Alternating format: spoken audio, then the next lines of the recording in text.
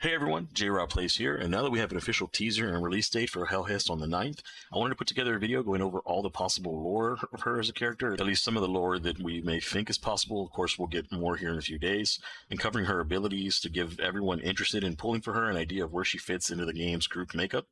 So I was excited originally to see her teaser on the 30th, and that she was labeled as once serving the Queen from the Shadows, meaning that she's either a former Queen's Guard or the former Queen's Wrath herself. This was further solidified in the follow trailer where she's responding to commands from Felwinter. Can't wait to play as unit, by the way.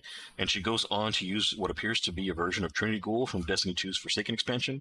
I didn't play in the beta, so I'm not aware of any possible exotics coming out there still, or any that have been yet to be added to the game, but hopefully her Mythic Bow will also have some good damage perks to complement the Royal Contravene, Destiny's Queensbreaker Bow, and we also have room for Wish Ender to be added to the game. If it turns out that she's not Sjur Eido and Sjur gets her separate playable unit, that bow's going to absolutely slap for sure. I also pray that if we do get Wish Ender, that it can damage Impact Shinkas through their shield. That would be awesome, but one can only dream for now. For those that are unfamiliar with the lore, you can always visit the Ishtar Collective website and search by name for characters you'd like to know more about. Sjur Eido was an important figure in the Awoken culture, as she was Mara's right hand for many years. She was kind of her fixer.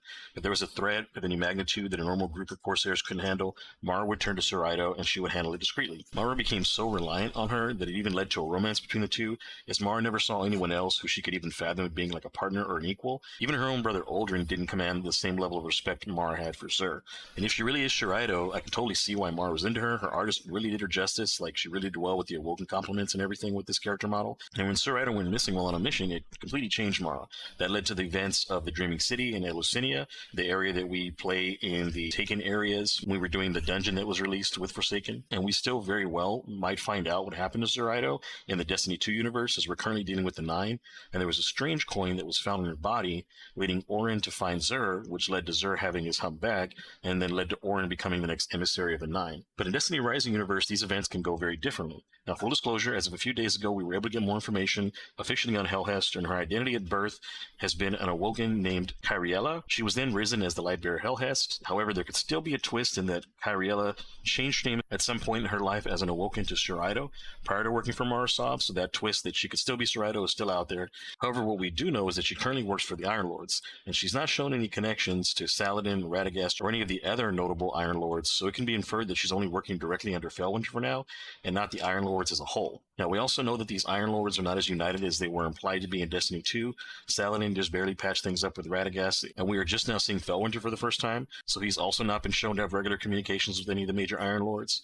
And until we get to play through her story and read into her lore a bit more, I'd say that's about as much as we can kind of cover on Helhest for now as far as where she could possibly be. So let's get into her ability kit and see what she's capable of. So starting with her passive, this is called Frequency Upgrade. It reads, Barrier drones and damage boost drones can be upgraded to level 3. After upgrading the drone's lifespan, it'll be refreshed and extended. When a drone is already at level 3, any further upgrade will only refresh its duration, and this sounds a lot like it functions similar to Astellas summons and how they currently do with their tier 1, 2, and 3. When destroyed, an ammo drone will return all collected energy to the player, and the energy will then be transferred to a new ammo drone when it's deployed.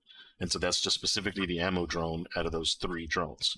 Now, furthermore, ammo drones and damage boost drones, they have a higher damage resistance in PvE only, so they don't get easily destroyed, and barrier drones actively absorb damage, and that amount is based on their absorption efficiency. Now, her super, which is called Precise Guidance, reads, Helhest unleashes the power of her Golden Age prosthetic limb to launch the X-Max Floating Laser Turret Flyer, what a name, right? Which continuously follows Helhest before it gets disassembled after 18 seconds. That's going to be the larger drone that you see in the footage that I have playing. It's kind of in between the other drones. The flyer automatically locks onto and attacks enemies with constant laser beams, dealing 400 arc energy every 2 seconds, and when attacking, it harnesses the laser energy of drones within a certain range. The higher total level of the drones within the range, the higher the damage is inflicted.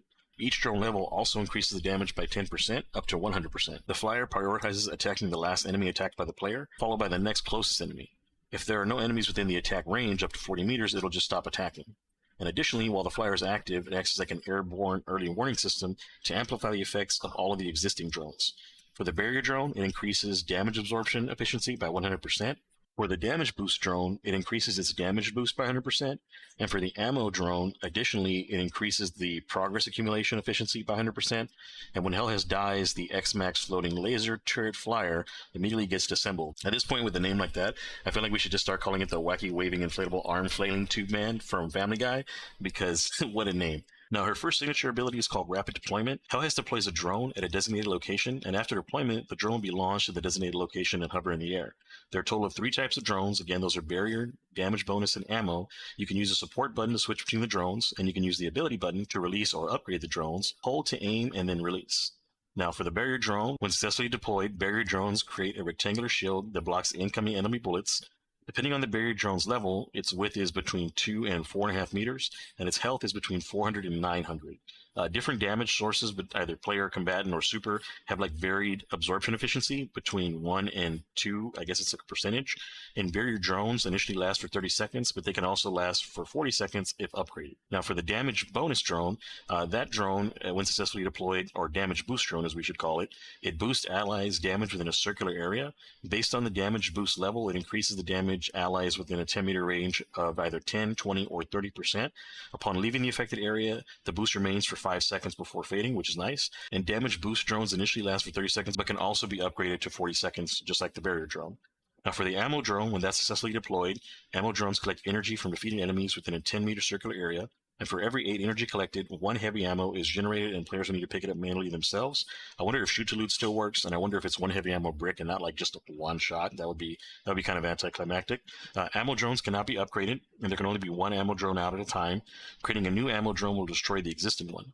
Now, ammo drones are equipped with a charged laser cannon. They fire that chain laser every 2 seconds, and it deals 160 damage to each enemy within a 10-meter range. And as far as the time, they initially last for 40 seconds. So those, since you can't be upgraded, they just come at 40 seconds. Now, her second signature ability is called Lightning Arc, and it reads Helhest dashes forward up to 10 meters, gaining a lightning arc effect. If aiming this at a drone within 20 meters, Helhest will launch an energy hook with her prosthetic arm, pulling the cells quickly toward the drone, and upon a successful pull, she immediately gains a 50% ability recharge and gains additional effects depending on the drone type, which is crazy. This sounds a lot like the strand grappling hook mechanic from Destiny 2. Now, the buffs she can get are as followed. Lightning Arc is going to give her 40% increased movement speed for 10 seconds. Arc Armor is going to reduce the damage taken by 20 for a certain number of times up to 10 seconds. That one's probably the resistance drone. And then Thundershot, that's going to reduce the charge time for Helhest's next several charge shots by 50% and adds a 50% arc damage lasting up to 10 seconds.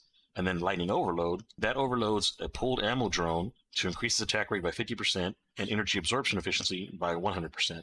And so some of these really don't say which drones they're tied to, but of course the Lightning Overload talks about ammo drone. The Arc Armor, that talks about having a damage reduction, so that's very likely the shield drone. Lightning Arc is probably going to be the damage boost drone, I imagine, because that one seems like that would be out more often. And then I imagine the Thundershot, which gives you more damage, is probably going to be your super drone. But we'll see. I'll have to do some testing on that, and of course I'll update you on that as well. There are some additional perks to go through, and the way it makes it seem like is some of these are going to be tied to some of the earlier weapon masteries, but they could also be one of the 3 nodes as well on the right, like the farthest right node may be one of the perks included in this list. So perk 1 is listed as Tactical Deployment. That one is gain an additional recharge of rapid deployment, so more drones. Perk 2 is Prism Reflections. That one's going to enhance the AoE capability of the X-Max floating laser turret.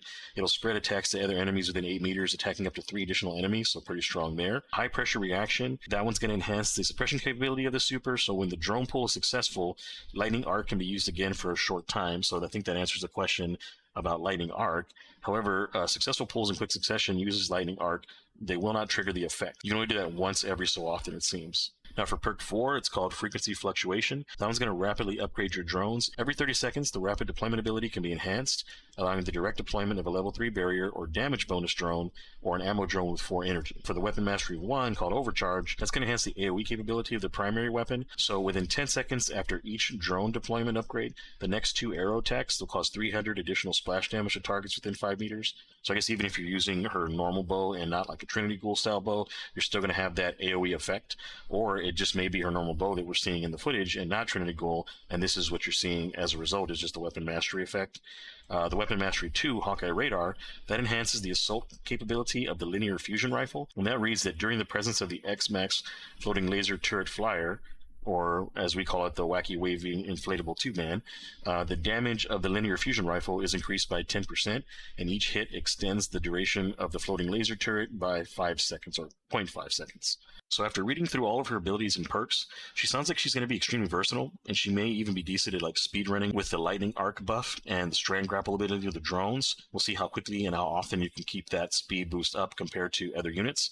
Of course, the question remains, what type of damage she can put out at the top end, and can she even compete with units like Ning, Estella, Gwen, Tan, and Umeko for their respective roles in in-game combat? We'll see. I will for sure be drawing for her and making content on my experience playing her in different types of activities. So if you're interested in seeing more of Helhest before spending your currency, either real or in-game, you can follow my video series for her, and hopefully it'll help you decide on if she's worth it to add to your roster, or will you continue maybe saving for upcoming possible units like Osiris, Felwinter, Saladin, and Radagast, who all already have character models in game, so maybe they should be playable one day. But thanks again for watching the end, and I'll see you in the next video.